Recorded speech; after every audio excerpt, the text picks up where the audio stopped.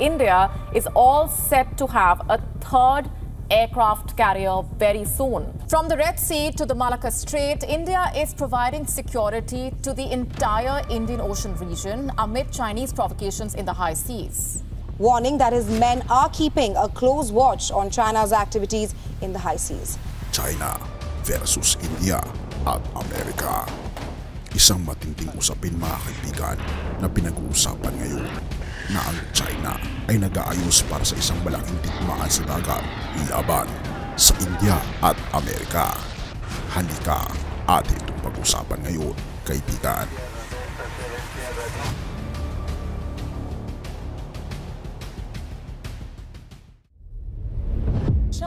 Ayon sa ulat ng Gravitas, ang China ngayon ay nag-aayos ng isang malaking digmaan sa dagat laban sa India at United States of America.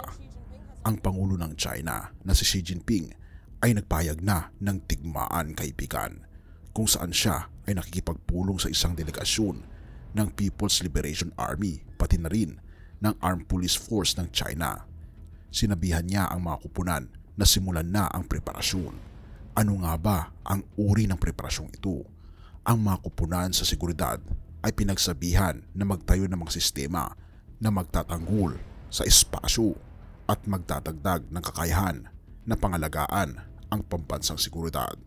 Sinabi ng Chinese state broadcaster na si Xi na humihiling sa mga sandatahang lakas ng China na mag-coordinate ng paghahanda para sa labanan sa karagatan, ang pangangalaga sa mga karapatan at interes sa karagatan, at ang pag-unlad ng ekonomiyang pangkaragatan.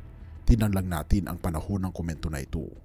May nagaganap na tensyon sa South China Sea sa pagitan ng Pilipinas na hanggang ngayon ay masalibmuot pa rin ang relasyon ng China at ng Pilipinas. Ang mga barko ng Chinese Coast Guard ay nagkasalpukan sa mga barko ng Pilipinas. May dalawang pangyayaring ganito pa nitong nakaraang linggo. Una, isang barko ng Chinese Coast Guard ang bumangga sa isang barko ng Philippine Coast Guard.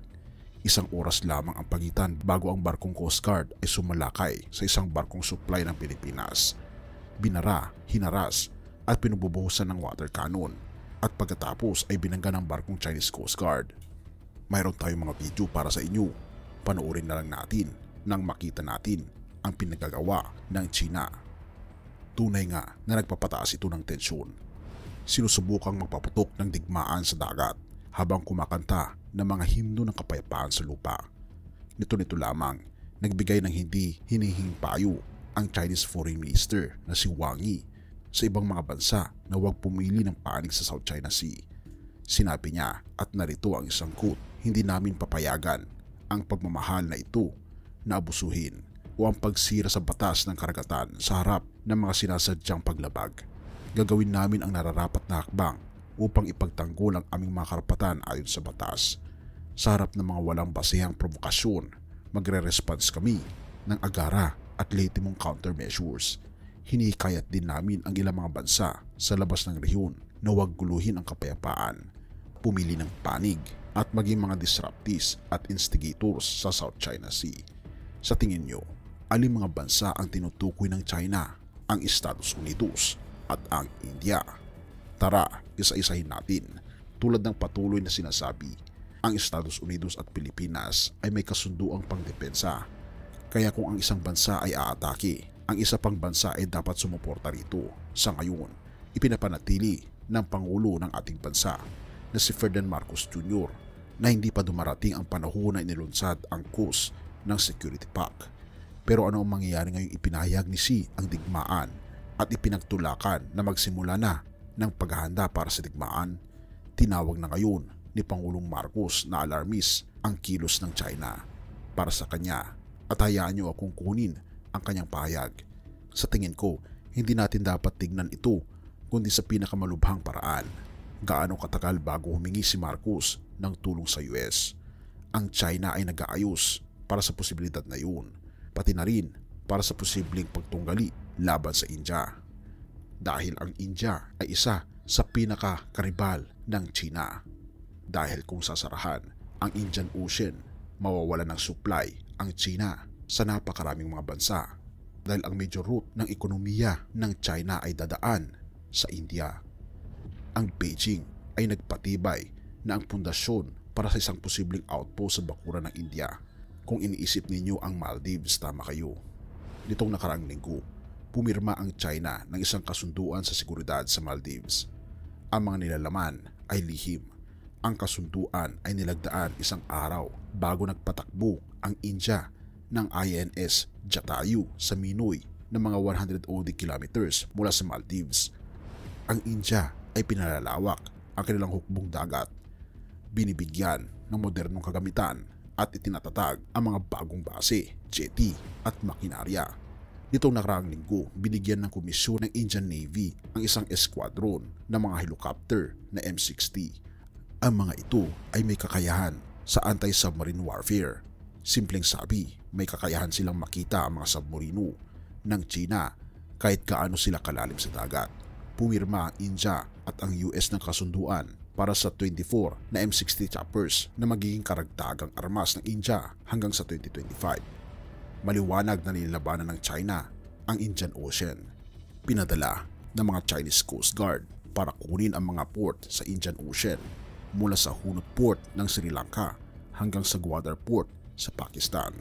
Mayroon din ang China sa Chittagong Port at Bangladesh at sa Dor Port sa Djibouti, at ngayon ay tinatahi na rin ng China ang mga string sa Maldives. Sa papel, maaari magtagumpay ito na kumuha ng estratehikong lokasyon na pabalik-balik sa India. Ngunit sino nga ba ang namamahala sa mga tubig? Ang mga pangarap ng Beijing na pamahalaan ang Indian Ocean ay nasira ng makapangyarihang hukbong dagat ng India. Sa ngayon, ang India ay nagtatayo rin ng isang base ng hukbong dagat sa Great Nicobar na tumitingin sa Strait of Malacca, ang katawang tubig kung saan dumaraan ang 80% ng supply ng langis ng China. Ang lakas at potensyal ng Indian Navy ay naging halata sa mga nagdaang linggo. Ipinapakita nito ang sarili bilang bayani ng malalim na dagat. Kaya narito ang tanong, maaari bang ihanda ng China ang digmaan sa dagat laban sa India? Kung anuman ang gusto nito, maaari itong maghanda ng digmaan sa dagat laban sa United States of America. Ngunit may pagkakataon ba itong manalo? Tingnan natin ang pwersang hukbong dagat ng China laban sa Indian Navy at US Navy. Sa ilang istatistika, ang Chinese Navy ay may 350 na barko, ang Indian Navy ay may 150, ang US Navy ay may 280 na sasakyang pandagat. Sa mga eroplanong pandagat, ang PL Navy ay may mahigit na 700, ang India ay may 400, at ang US ay mahigit sa 4,000. Samantala, sa aircraft carriers, ang India at ang PL ay may 2 bawat isa, samantala ang United States ay may 11. Sa mga destroyers naman, ang PL Navy ay may 49, ang India ay may 12 at ang US Navy ay may 92. Nilagay din namin ang mga numero para sa mga frigates, corvettes at submarines para makita ninyo. Kahit ang tanong natin ay, aling panig sa tingin ninyo ang mas malakas?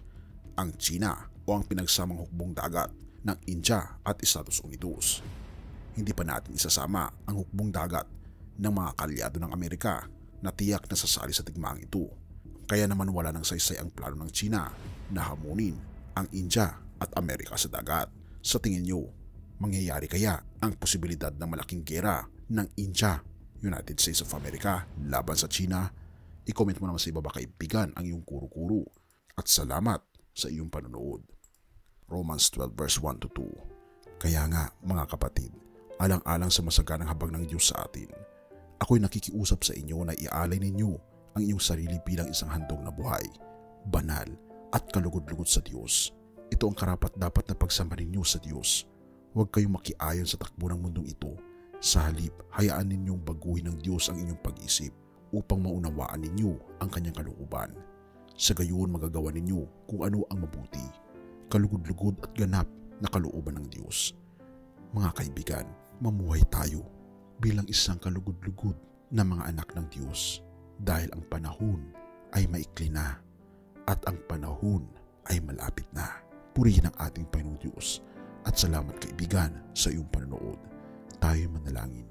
Ama naming banal mga Panginoon naming Diyos, aking pong dinadalangin ang bawat isa, lalong higit sa kaibigang nakikinig nito. Tulungan niyo po siya na magkaroon ng maayos na pamumuhay. May talaga niya ang kanyang buong buhay sa inyo lamang, Panginoon, at tulungan po siya na makaranas ng kaligayahan sa piling po ninyo. Panginoon, ihanda ang bawat isa, gabayan kami hanggang sa katapusan ng mundo.